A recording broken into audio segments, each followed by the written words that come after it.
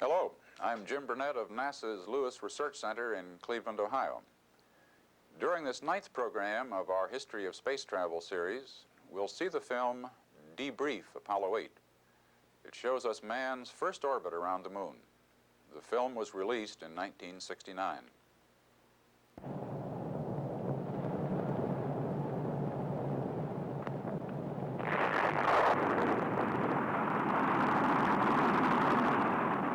A machine may be said to be born when it first performs a useful function.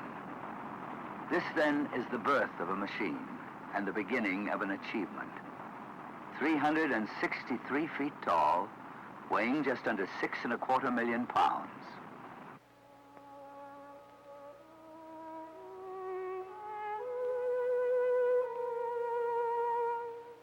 Capable of 180 million horsepower, the first stage engines came from Louisiana. The second stage came from California, as did the third. They were proved out for the mission in Alabama. The vehicle destined to make the moon touchdown in a later Apollo mission comes from New York. The guidance and navigation equipment within the narrow instrument ring grew in Wisconsin, was checked in Massachusetts. Electromechanicals within the command and service modules are from Florida. Display systems from New Hampshire. The astronaut spacesuits are from Delaware. The mission commander was born in Indiana, grew up in Arizona. On its moon voyage, it will be controlled from Texas, serviced by computers in Maryland, splashed down near Hawaii.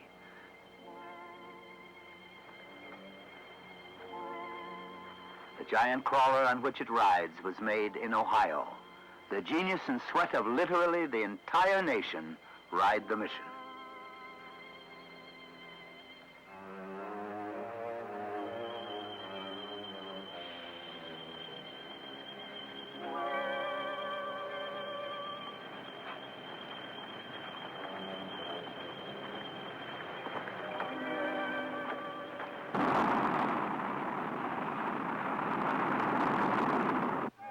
The dream of man, the long, impossible dream to reach out to the moon, is coming true. These men will lead the way. Colonel Frank Borman, Navy Captain Jim Lovell, Lieutenant Colonel Bill Anders. The successful conclusion, the happy ending, is history, but gaps remain. Importantly, part of the task of filling those gaps belongs to each individual. A self-debriefing to evaluate the larger significance of the event, which might have gone unnoticed in the excitement. For some, this re-evaluation has already begun. Dr. Norman Vincent Peale. The mission of Apollo 8, quite apart from its significant scientific meaning, stimulated an immense rejuvenation of the spirit of mankind, and that spirit needed rejuvenation. A year featured by 2 grim assassinations, by riots, by racial and social strife, and a baffling attempt to end the war left men with a dull sense of frustration. Then at the end of such a year came the Apollo 8, an incredible adventure, when 3 intrepid spirits circled the moon, fascinating the imagination of man. Their willingness to stake their lives on the enterprise, the infinite perfection of detail which worked precisely, and their deep spiritual understanding of the greater world in which God presides, communicated a new sense of man's greatness and gave the world a fresh sense of meaning. Dr. Norman Vincent Peale. Ptolemy suggested that the Earth might be round. Columbus gave a practical demonstration of the fact. If any lingering doubt remains, now man has seen with his own eyes. I have a beautiful view of the S4B and the Earth here all in one. I'll try to get a picture for you. Okay. The S4B is the 3rd stage rocket engine. Droplets of its vented fuel scatter around it. The speed of the spacecraft, outward bound, brings us face to face with another acceleration, a new fact of life. Historian Arthur Schlesinger, Jr. The salient fact of our age is the fantastic speed up in the velocity of history. It was as recently as 1903 that the Wright brothers soared for a moment over the sand at Kitty Hawk. And today, 65 years later, within the same lifetime of many men, astronauts fly around the moon. And now the velocity of history is carrying us into a new phase in the human adventure. No one knows where this new phase will end, in what triumph or tragedy. But it is clear that the flight of Apollo 8 begins a new epoch in the history of man. Historian Arthur Schlesinger, Jr. Part of beginning an epic, in the present instance, is keeping house for 6 days in a space about the size of the back seats of 3 station wagons packed for a family vacation. As you watch motion pictures taken on board, you will hear comments relayed to Houston on the same subject. Roger, thank you. Happiness is bacon squares for breakfast.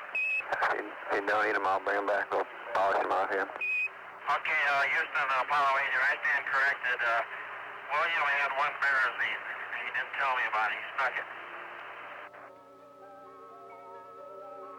Part of the astronaut's working gear is a helmet holding earphones and microphone in position. It's called a Snoopy hat.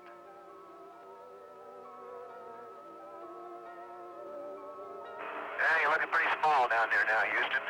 We're carrying a big stick, though. Just barely make that clear lake. And your nozzle temperatures, Bill, have dropped from about 94 to around 66.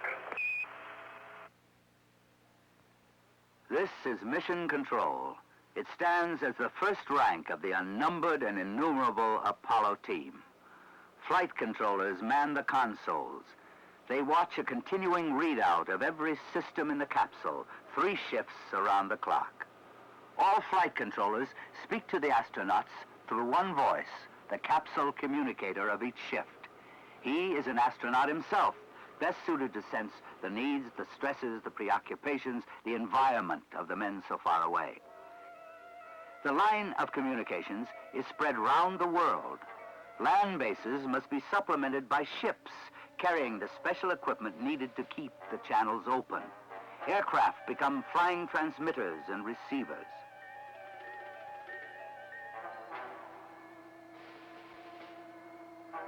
Other nations help with deep space communications. Australians join the team in Canberra, Spaniards in Madrid. The 3rd base is in California. Men, women, and machines spread round the world. This team is knit by faith, an acceptance of responsibility for perfect performance. It stretches back through the ranks to each workman involved in American industry. They kept faith in a spirit of dedication to excellence. The successful completion of the mission is a witness to how they came through. And once achieved, this dedication may be applied in other directions. Henry Ford made comment. The courageous voyage of the Apollo 8 astronauts has done more than extend our knowledge of the universe. It has enlarged the spirit of man. If we can successfully challenge the mysteries and dangers of outer space, surely we can move confidently now to achieve a better, more peaceful life for our fellow humans here and throughout the planet Earth. Mr. Henry Ford. Not all giant eyes and ears on Earth are turned toward the spacecraft.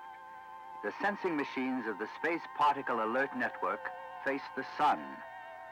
From our life-giving sun streams a hail of infinitely small pieces of matter. On Earth, we are shielded from them by our cloak of atmosphere and our magnetosphere, the integument of Van Allen belts. The men and women of SPAN monitor sunspot and solar flare activity, looking for clues to an imminent rise in the stream of potentially hazardous space particles. The team grows wider, deeper, stronger.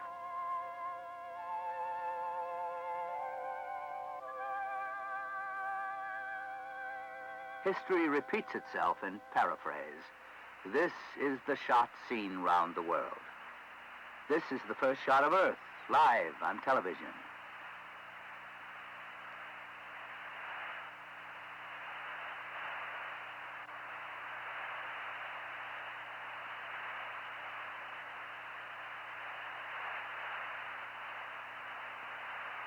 The mission was conducted in the plain sight of the entire world, literally. Happy birthday, Mother.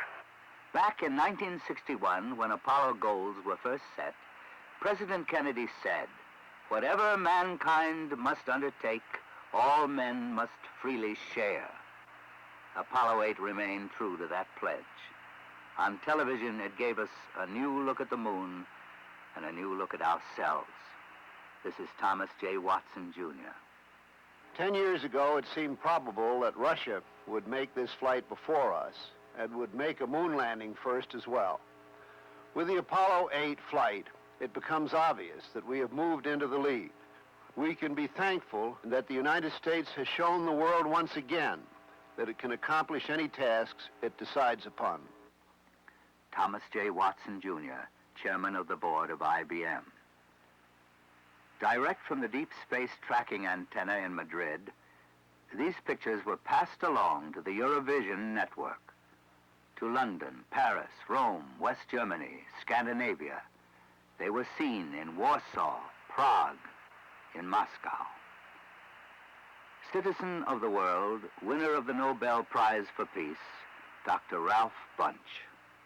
Apollo 8 and those stout-hearted astronauts have given to mankind a new and limitless perspective in the universe, and to the Earth an added dimension of proximity and neighborliness in the solar system. The epic flight of Apollo 8 in cracking the moon barrier demonstrates that man now has the capability to soar as high and as far as his dreams may project. Dr. Ralph Bunche of the United Nations. Okay, Houston. The moon is essentially gray. No color. Looks like plaster of Paris, or sort of a grayish beach. Christmas Eve. The date of a mission is dictated by launch windows, which open and close in a long cycle. If you miss one, you wait. The December window opened the 21st, closed the 27th. So the date and hour of the Apollo 8 mission was really determined billions of years ago when the celestial clock was first set in motion. It timed out to the Christmas season. Bob Hope reported a Vietnam reaction. All joy, believe me, all joy. The men I spent Christmas with have a lot on their minds, but the Apollo 8 trip turned out to be as important as anything. What the three astronauts did rubbed off on a lot of guys. Everybody grew a little tall, and that was double if you were away from home. And I think it'll be months before we know how much it meant to all of us and all the people of the world. Bob Hope. It was Christmas on Earth and on the moon.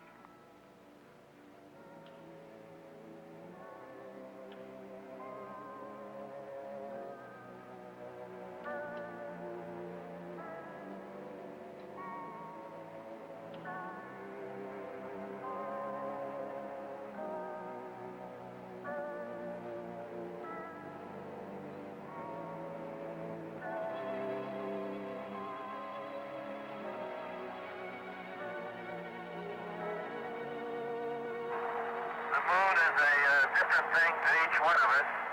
I know my own impression is that it's a vast, lonely, forbidding type existence or expanse of nothing. It looks rather like clouds and clouds of pumice stone. And it certainly would not appear to be a very inviting place to live or work. Jim, what have you thought most about? Well, Frank, my thoughts were very similar. The vast loneliness up here on the moon is awe-inspiring, and it makes you realize just what you have back there on Earth. Wasteland, desolate, inhospitable, in unremitting procession. The apparent speed at which you see these pictures is not real time. Only a technical camera was carried on the mission. Altitude about 70 miles, shot with a long lens.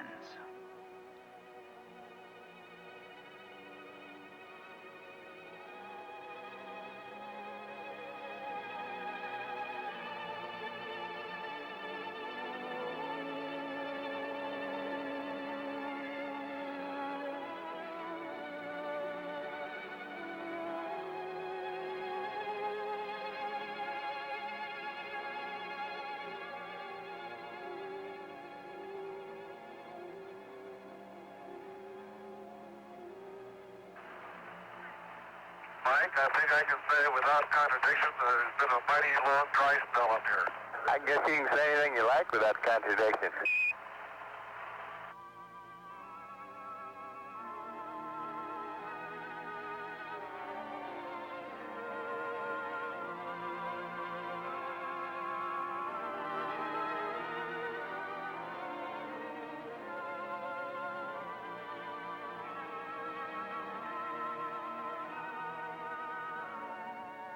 This film was taken through an optical sighting instrument on board the spacecraft.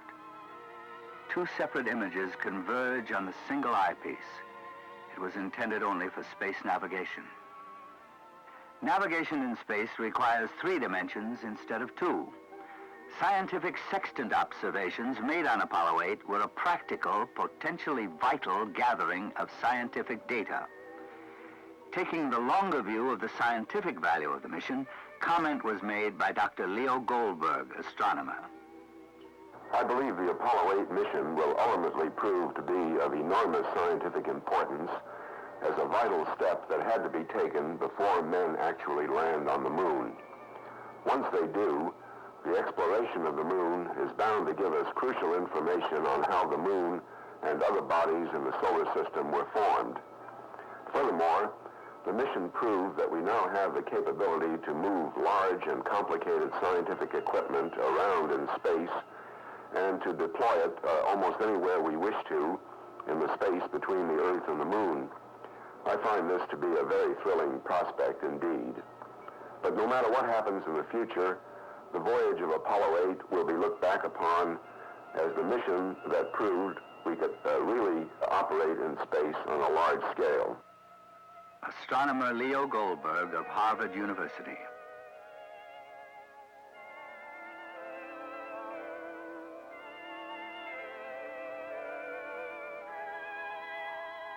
The condition of zero gravity, when you get accustomed to it, has some very practical applications. The command module on Apollo 8, serial number 103, did not change at Christmas, but there was talk of reindeer and Santa Claus. Right, he was looking for a chimney on 103 here, but he didn't see any. You could have left the hatch unlocked for him. I'll think about that one. Think real hard, Jim. ECOM says he could have slid down the steam duct. Sounds good about that time. Fill it with boiling water.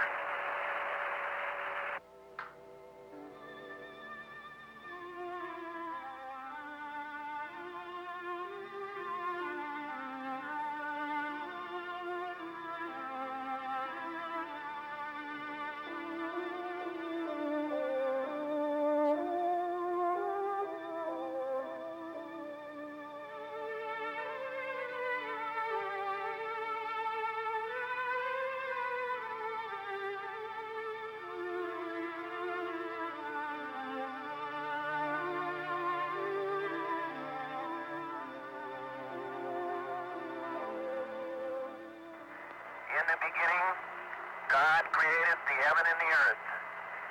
And the earth was without form and void, and darkness was upon the face of the deep.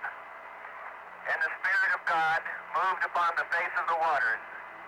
And God said, "Let there be light." And there was light. And God saw the light, that it was good. And God divided the light from the darkness.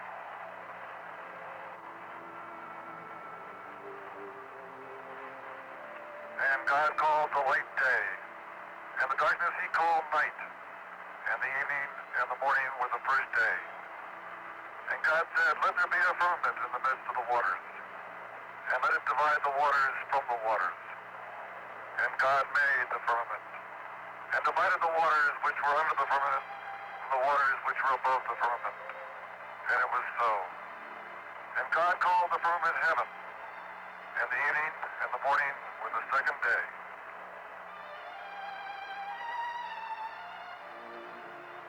And God said, "Let the waters under the heaven be gathered together into one place, and let the dry land appear." And it was so. And God called the dry land earth, and the gathering together of the waters called he seas. And God saw that it was good. And from the crew of Apollo 8, we close with good night, good luck, a Merry Christmas, and God bless all of you on the good earth.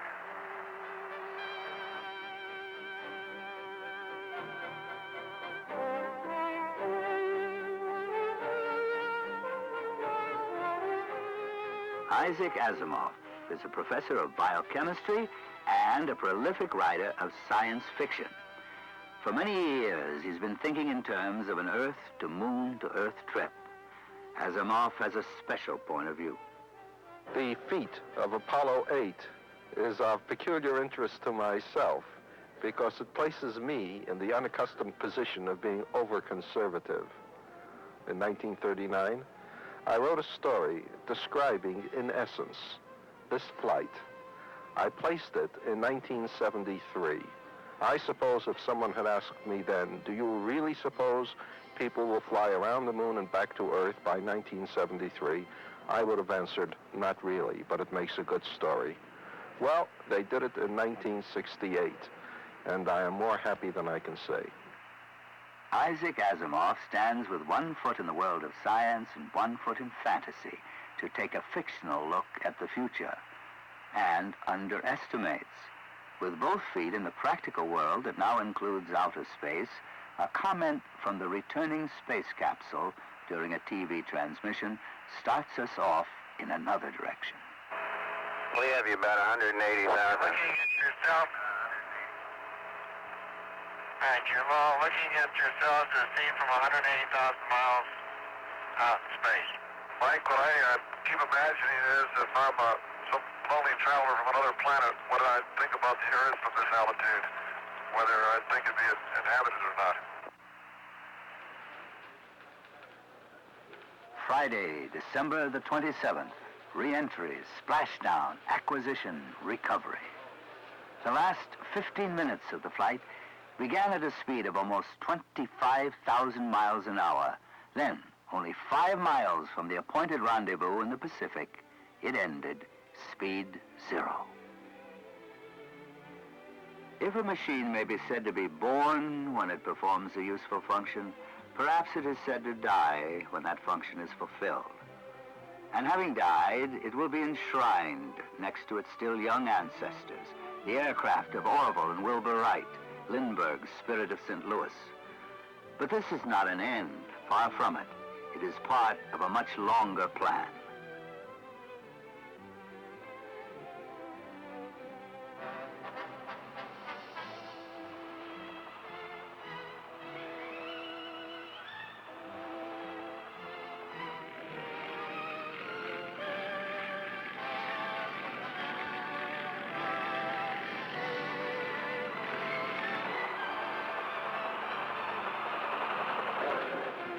It has been estimated that at some time or another during the flight of Apollo 8, over 1 billion people all over the face of the globe were tuned into the spacecraft by television or radio.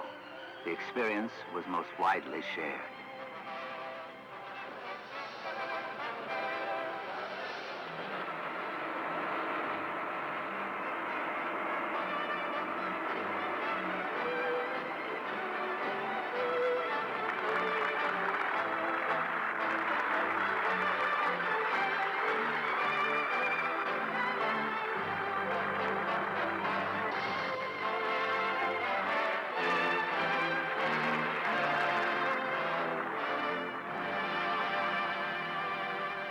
The astronauts return to the world of men, but there's more. A week to the day after the Apollo 8 splashdown, another Apollo spacecraft had taken up its position on Pad 39 at Cape Kennedy.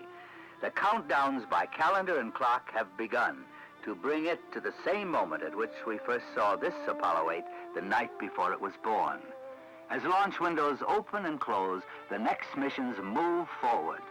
2 test flights of the lunar landing vehicle, and then the proposed landing on the moon. And plans are in the making now which include flybys of other planets, visits to what Dr. Bunch calls neighbors. Eric Hoffer is a writer, until recently a working longshoreman, whose deep insights into the nature of man have stirred the thinking of many. Let me quote Eric Hoffer's words. I always felt that man is a stranger on this planet, a total stranger. I always played with the fancy that maybe a contagion from outer space was the seed of man. Hence our preoccupation with heaven, with the sky, with the stars, with a God who is somewhere out there in outer space. It's a kind of homing impulse. We are drawn to where we came from.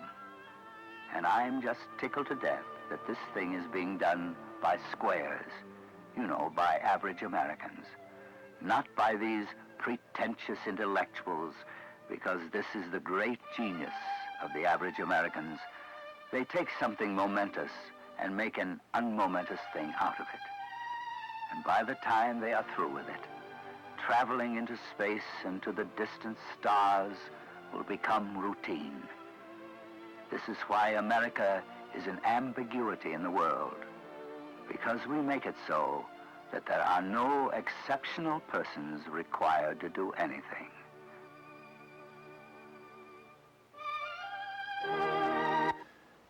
That remarkable trip was made possible by the carefully organized work of many people. Here at the Lewis Research Center, work with liquid rocket fuels and oxidizers in zero gravity led directly to technology important to the lunar spacecraft. In zero-G, liquids do not necessarily settle in what is on Earth the bottoms of their tanks. The propellants can be in various shapes and locations that could cause catastrophic problems when a rocket engine is shut down in zero-G and then restarting is tried. If propellants are not kept in the bottoms of their tanks, propellant pumps don't work. Lewis researchers used aircraft, Aero-B and WASP rockets, and a zero-G drop tower to create short periods of zero-G in order to investigate fluid behavior. The researchers found that only a little bit of thrust is needed to control the fuel location in the tank. So, very small rocket thrusters were used as required on the Saturn upper stage to settle propellants in the bottoms of the tanks while Apollo coasted. During the next episode in our film series, we'll see the Saturn Apollo as it carries its crew to mankind's first lunar landing. Until then, this is Jim Burnett saying goodbye from NASA's Lewis Research Center in Cleveland, Ohio.